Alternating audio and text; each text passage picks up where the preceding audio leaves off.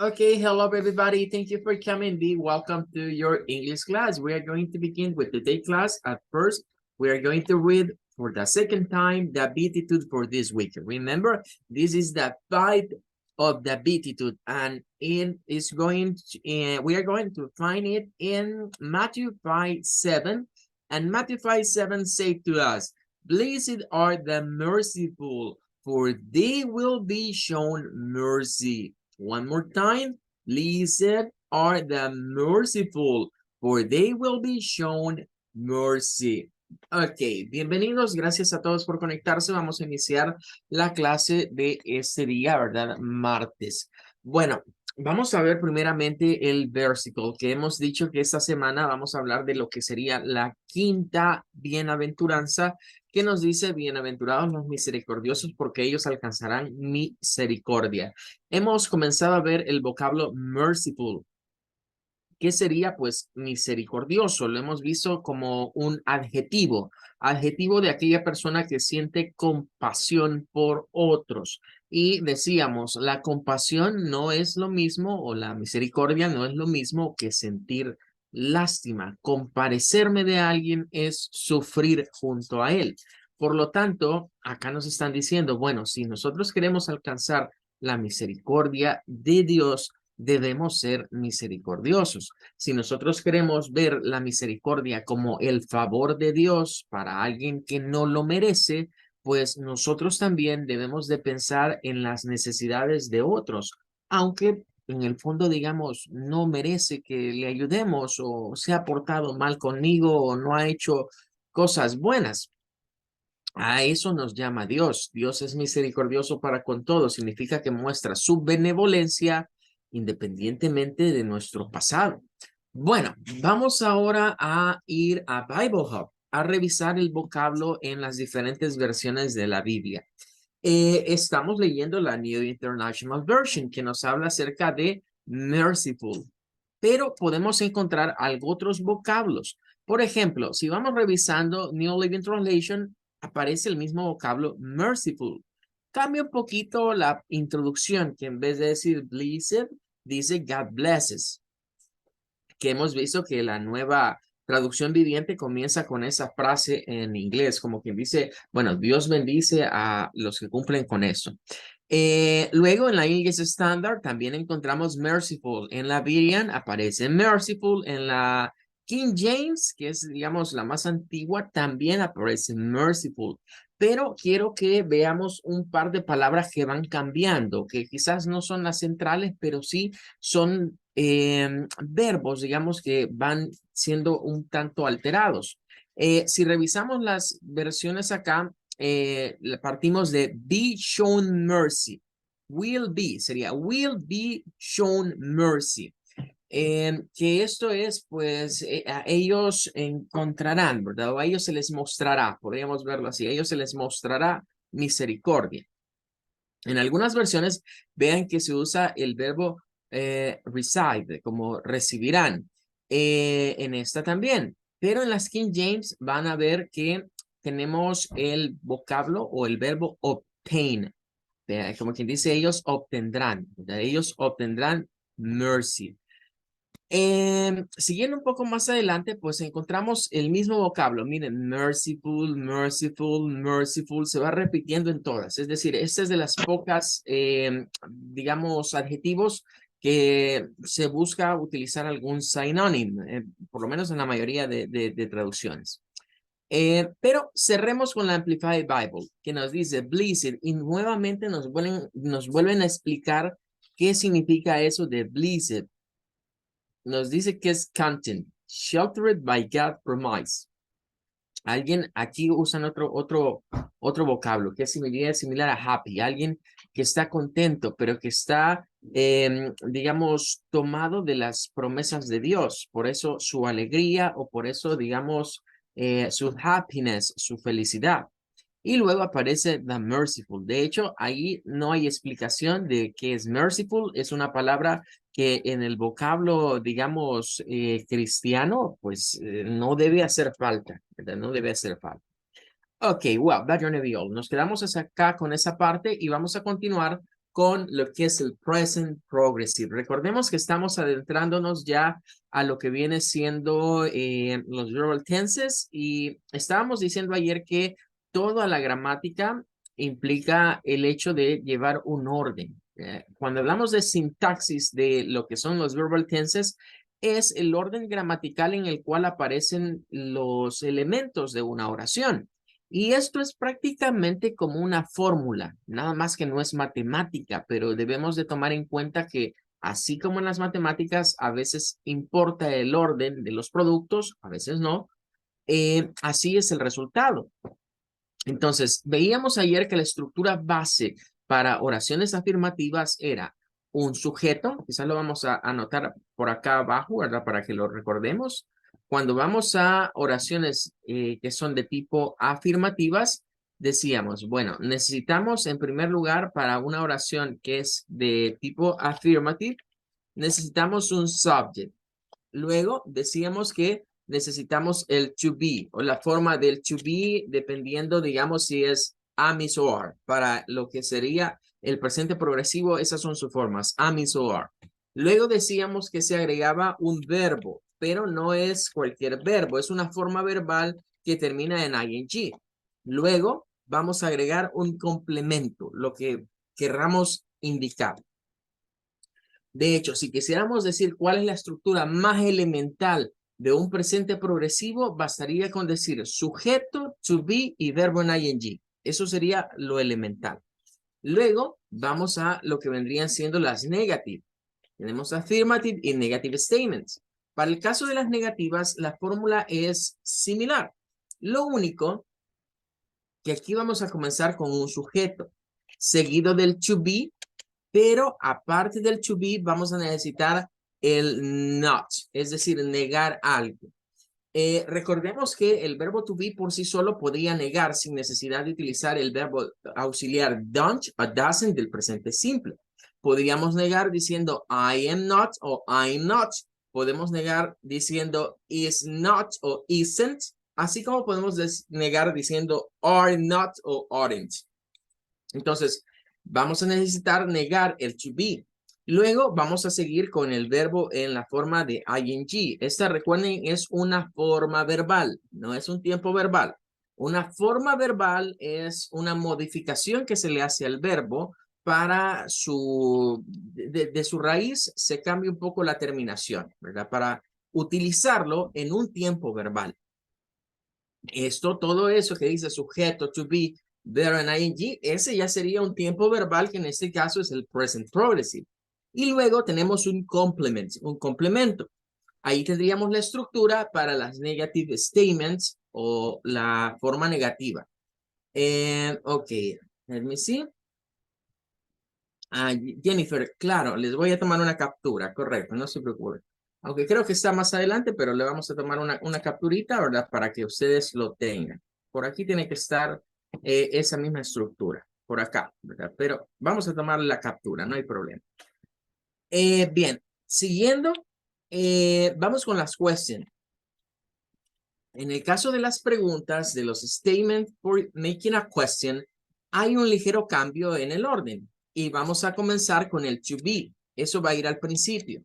Luego vamos a poner el subject, el sujeto. Luego vamos a poner el verbo en forma de ing. Ahorita no nos hemos metido con el ing en sí. De hecho, va a haber un documento aparte que se llama el gerundio, ¿verdad? O la forma ing, que la vamos a estudiar como alterno a este tema. El ing no solo sirve para esto de los tiempos verbales, sirve para otras cosas también. Pero lo vamos a explicar un poquito más adelante. Luego vamos a poner el complemento y luego vamos a agregar el question mark, es decir, el símbolo de interrogación para que tengamos la estructura completa de lo que vendría siendo una oración interrogativa. Entonces, de esta manera, digamos que tendríamos lo que vendría siendo una estructura de lo que son los statements para lo que vendría siendo el present progressive o present continuous. Recuérdense que ya sea que se diga presente progresivo o presente continuo es lo mismo, ¿verdad? Algunos le llaman progressive, otros le llaman continuous. No importa cómo se le llame, al final de cuentas es el mismo al que nos estamos refiriendo. Bueno, entonces tendríamos acá estos ejemplos, ¿verdad? Pero vamos a avanzar un poquito porque creo que esos ya están bastante claros. Vamos a ir a otro cuadro que trata de explicarnos o resumirnos lo que acabamos de estar diciendo. Para el present progressive tenemos en primer lugar una definition. Is to describe action that it's happening. Ese es el término clave en inglés. Bien, el verbo happen es ocurrir. Lo voy a anotar por acá. El verbo es así. Happen. Happen. Eso es ocurrir. Pero cuando lo usamos como happen es presente simple. Cuando lo usamos así como happen, no es un poquito más pequeñito. Cuando lo usamos como happen es presente simple. O es en su forma simple, podríamos decir. Ahora, cuando decimos happening, esto, bueno, quizás acá lo vamos a poner así. Vamos a ponerlo mejor. Este realmente no es el presente. Para que entendamos mejor lo de las formas verbales, esta es la infinitive.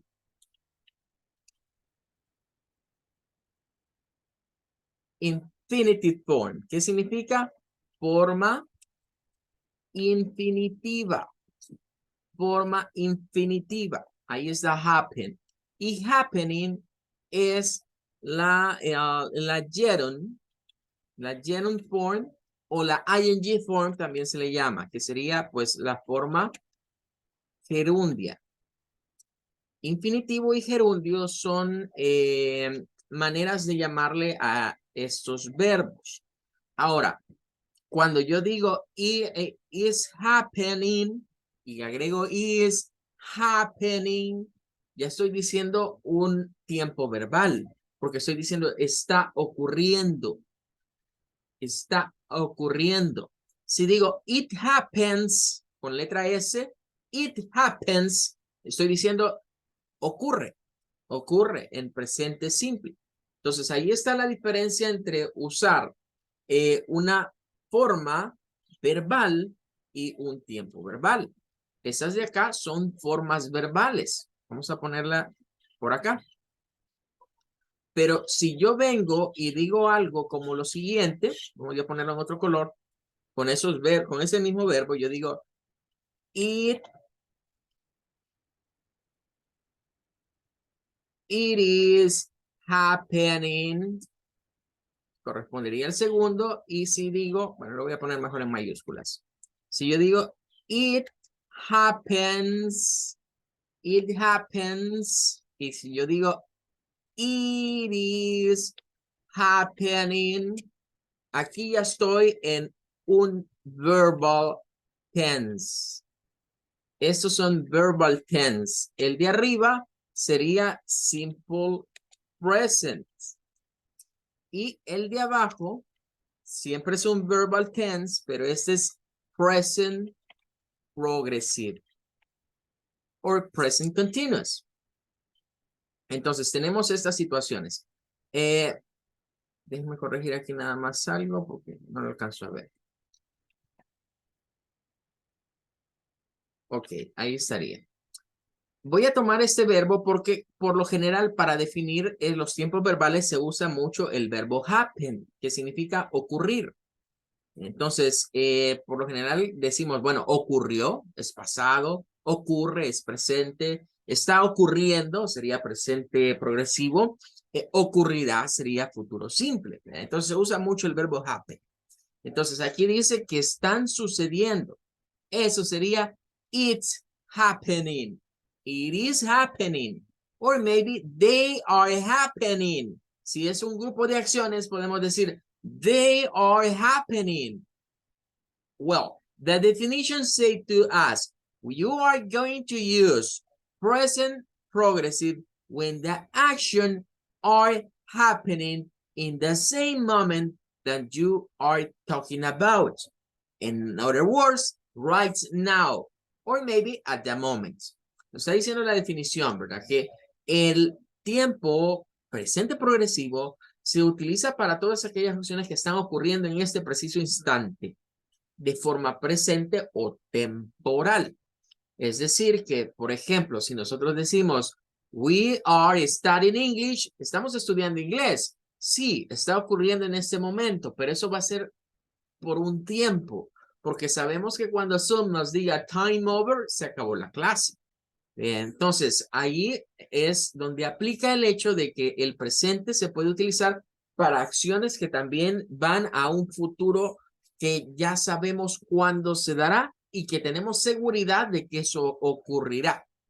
Por eso decíamos ayer, hay un segundo uso que a veces nos suele confundir y es que hablamos del presente progresivo como si fuera una especie de futuro. Este futuro, ¿verdad? Tiene sus condiciones para utilizarse. Una de ellas era asumir de que esa acción es casi inevitable. Hay casi un 100%, un 100% de seguridad o de sure that maybe that action or that or they are going to happen, que esas van a estar ocurriendo. Bueno, la estructura aquí la tenemos por colores. Se nos marca el subject, to be, their, ing, que realmente el verbo en ing es uno solo, ¿verdad?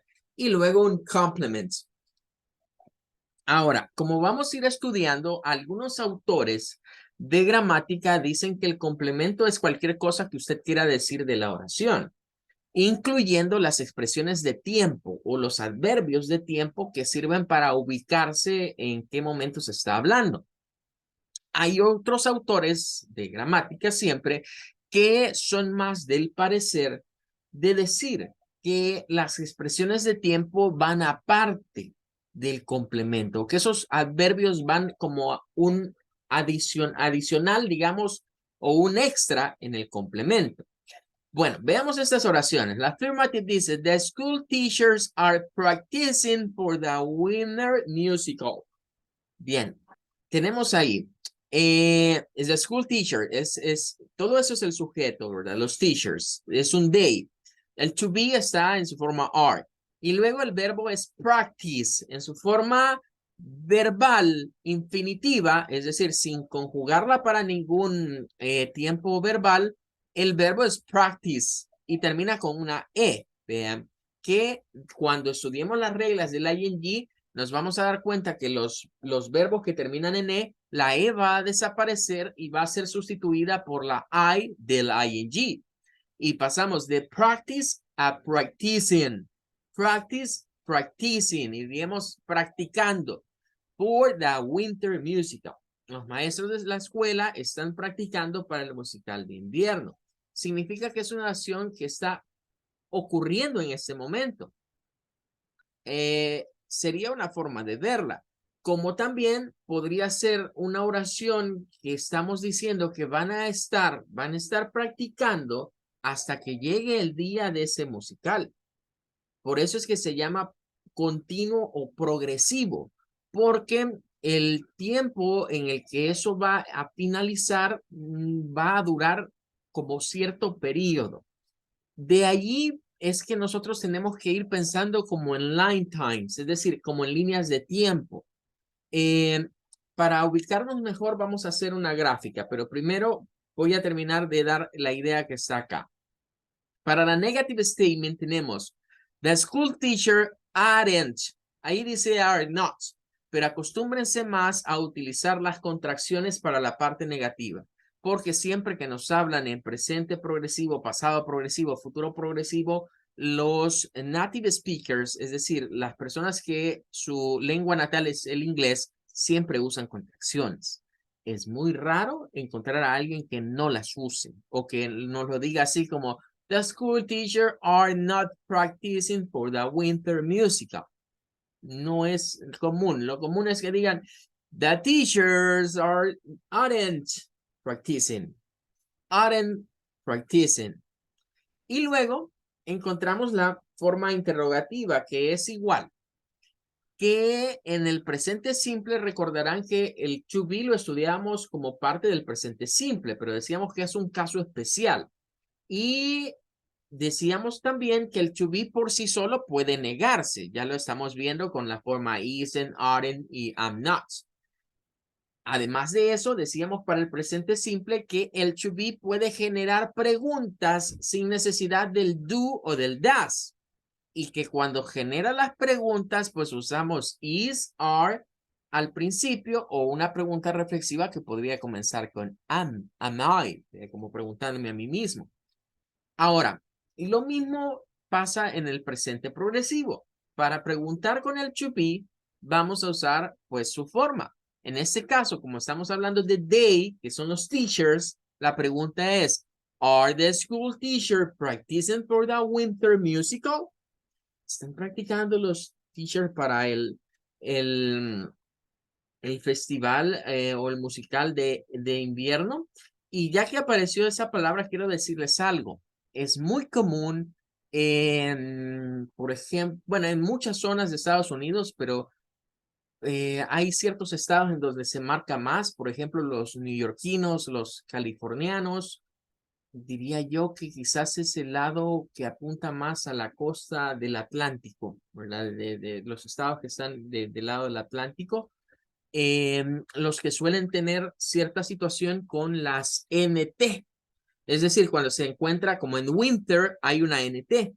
Entonces, usted va a escuchar que ellos usan una cuestión que se llama flap T. Cuando estemos estudiando la segunda parte de fonología y fonética, vamos a ver lo que es la flap T, pero no se extrañe de escuchar de repente a algunas personas que en vez de decir center, para decir el centro, center, que se escucha la T, no la pronuncian y cambian la T por otra N y dicen algo como center, the center, en vez de decir center, the center. O como, por ejemplo, la palabra internet, que pues pronunciamos la T, internet, pero hay personas que no la pronuncian, hay personas que dicen internet, igual esta. Hay personas que en vez de decir winter, van a decir winner, winner musical. Pero bien, eso es un paréntesis. Ahora, regresando a la idea que les estaba dando. Si vemos una línea de tiempo, si hiciéramos un dibujito, digamos, de línea de tiempo, debemos de ubicarnos muy bien en dónde se encuentran lo que vendrían siendo estos tiempos verbales. Vamos a hacerla aquí pequeñita. Supónganse, esta es una línea de tiempo en donde vamos a tratar de ubicar lo que sería el presente, el pasado y el futuro. Entonces, vamos a decir, bueno, aquí hacia este lado está el pasado.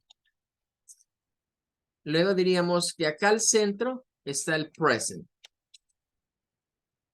Ahí está el present, es el presente.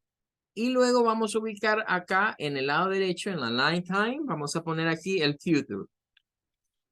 Bien, cuando hablamos de presente simple, cuando decimos simple present, en el simple present vamos a ubicarnos en este punto, el presente, aquí, present. Ahí está el simple present, en el presente. Ahora, el presente progresivo o el presente continuo es como ir desde esa marca hacia adelante, hacia el futuro. Es continuo, ahí está, pero no va a alcanzar necesariamente al futuro. Es decir, es más bien un tiempo que parte de esta zona, pero se limita antes del futuro. Bien. Este es su área de trabajo. Donde se parece el presente simple es cuando las acciones se quedan acá. Pero cuando decimos que este se puede aplicar para acciones que van a ocurrir en un futuro cercano o que se van a estar dando mientras se llega a ese futuro, entonces está en ese sentido. Pero nunca va a llegar a mezclarse con el futuro. Se queda antes del futuro, porque lo que estamos queriendo decir es que hay un periodo de tiempo que parte del presente y va hacia el futuro. A eso se le conoce como continuo o progresivo. Va progresando. ¿Hacia dónde? Hacia este punto. Bueno, hasta aquí la parte de la gramática, digamos el grueso. Y por eso les decía, miren, si a mí me preguntaran, teacher, ¿y cuál es más fácil, presente simple o presente progresivo? Pues yo les diría, miren, todos los progresivos aparentan ser más fáciles de comprender o más fáciles de manejar que los que vendrían siendo los simples. Si a mí me dicen, mire, teacher, y de los 12 que usted me menciona, ¿cuál es el más difícil? Bueno, yo consideraría que como el más trabajoso, ¿verdad? Es el pasado simple, es el que da más trabajo porque hay que considerar muchas cosas. Pero si habíamos dicho que el presente simple es uno de los más fáciles, como pueden ver, el presente progresivo le hace la segunda. Es bastante fácil el utilizarlo. La clave de esto es en utilizar correctamente el verbo to be y en segundo lugar lo que vamos a ver a continuación. Y es las reglas ortográficas de la ing. Bueno, el ing en inglés, cuidado, no todo lo que brilla es oro en inglés, así que no piense que todo lo que termina en ing es un verbo. Desde ya hay que tener eso claro. No todo lo que termina en ing es un verbo. Entonces, sin embargo, las reglas aplican para lo que son verbos y para los que no. Estas reglas son bien repetitivas en el inglés.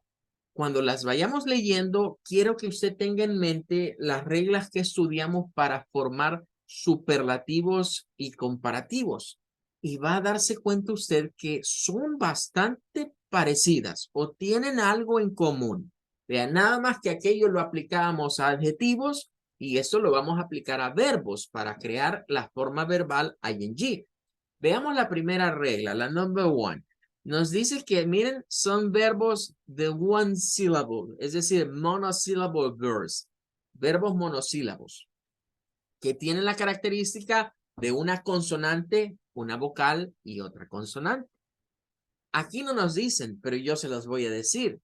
Resulta ser que estos verbos, la vocal que está en medio de las consonantes es una vocal corta, no es una vocal larga. Entonces, cuando tenemos esta situación, se nos va a decir, ¿verdad?, que debemos de duplicar la consonante final y agregar ing. La regla general nos va a decir, mire, si usted quiere convertir un verbo a ing form, solo agrega ing. Esa es la regla general. Pero esta es la primera excepción a esa regla de spelling. Esta regla nos dice que verbos como run, que es monosílabo, tiene dos consonantes, en medio está una vocal corta, se debe de duplicar la consonante y decimos running. Verbos como shop, que igual, ¿verdad? Recuerden que la SH es una sola consonante en el inglés, no son dos, es una sola. Entonces, tenemos una y la P, y en medio una vocal corta, shop, de comprar, shopping, con 2P, por la situación que acabamos de explicar.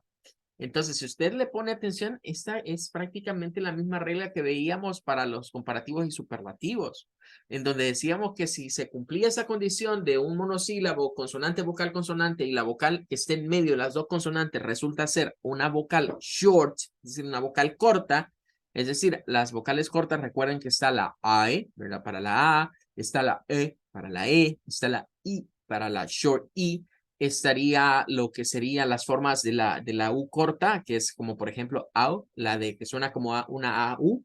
Está el otro sonido de la U corta que es más parecida a una U. Y luego los dos sonidos cortos para las O. Aquí está el sonido O, como cortado, O. Bien, pero nunca un sonido largo, solo sonidos cortos. Ahora nos dice, luego hay excepciones, y es que si son de one syllable y terminan en vocal, consonante, consonante, vocal, consonante, consonant, vowel, consonant, pero la última consonante es una W, una X, una Y o una Z, ya no se duplica la consonante. O sea que la regla anterior, y esto sí sería lo diferente, ¿verdad? Porque esto no lo vimos nunca en lo que eran los adjetivos, ¿verdad? Cuando hacíamos comparativos y superlativos no nos apareció nada de esto. Entonces, esto diría yo que es lo propio ya del ing, porque si nos encontramos con verbos como cry, que termina en y, como fix, que termina en una X. O alguno que termine en W o alguno que termine en Z, ¿verdad? Ya no debemos de duplicar, sino que simplemente vamos a agregar el ing, o sea, se volvería a la regla general que nos dice, mire, a todo lo que sea verbo póngale ing, y ya hizo el gerundio, ya hizo la forma ing. Y tenemos de cry, crying, de fix, fixing. Pero hay que tener cuidado, ¿verdad? Con los verbos que tengan la Y. Ya vamos a hablar con los verbos que tengan la I, perdón, ya vamos a hablar de ellos. Ahora, eso es una regla. La segunda regla nos dice que si tenemos two or more syllables and the last syllables ending with consonant, vowel, consonant, we have to pay attention for the center for the word. And we are going to note, or maybe you have to take care about the weak sound or maybe the stress sound. Bueno, aquí es donde se complica un poquito esto, porque resulta que ahora se nos habla siempre de verbos que tienen esa forma de consonante, vocal, consonante en la última sílaba. Pero se nos habla que hay que ir a ver si hay sílaba tónica o si es una sílaba que no tiene tono, es decir, que no es acentuada. Recuerden que el acento en el inglés no es como el acento nuestro. Esto más es una sílaba tónica. Es decir, es la sílaba que lleva la fuerza de voz. Entonces, por ejemplo, el verbo happen tiene dos sílabas. Happen, happen. Notarán, ¿verdad? Que el pen, si lo fuéramos a ver a dictionary.com, esa E es un schwa. Es un schwa. Entonces suena happen, happen. Y de hecho, por si hay dudas, por si me sale ahí un tomacito, ¿verdad? Vamos a ir a verlo mejor, para aclarar esto. Bueno, aquí está el verbo happen. Happen. Vean, el verbo, miren acá, tiene la primera parte, es este have, y luego en happen, es un schwa. Por lo tanto, la sílaba tónica es esta. Entonces, cuando suceden estas cosas, no vamos a duplicar consonante. Por eso pasamos de happen a happening. Happen, happening. Pero si el acento está en la última sílaba, sí se debe de doblar. Y tenemos el caso de begin, begin, begin. Ahora, nos encontraremos con el dilema. Bueno, ¿y cuándo sé dónde está el acento? Si no lo distingo por mi oído, hay que ir a usar el recurso que es dictionary.com y ver acá. Miren, recuerden que de donde está el apóstrofe en adelante, esa es la sílaba. O sea, del apóstrofe hacia la derecha, esa es la sílaba tónica. Significa que esta, pero miren, si yo pongo esta cosa, el phonetic respelling no me da la sílaba tónica. Siempre hay que usar el IPA. El IPA es mejor, digamos, para saber las sílabas tónicas. Entonces, begin, begin. Esta es la fuerza de voz. Por lo tanto, en este verbo, ¿verdad? Vamos a convertirlo. Pero miren, interesante. Así como lo vimos con nosotros, aquí nos aparecen todas las formas verbales. Tenemos el pasado, tenemos el participio y el pasado participio. Y miren el ing. De una sola vez se nos está diciendo acá, vas a duplicar la consonante. Vas a duplicar la consonante. Begin, beginning. Ok, well, that's gonna be all. Nos vamos a quedar hasta esta regla. For el time, thank you for coming. I wait you for next class. Nos vemos en la siguiente clase. Goodbye, everybody. Take care. Bye, teacher. Thank you. Goodbye. Bye. Goodbye, teacher. Bye, everybody. Thank you so much.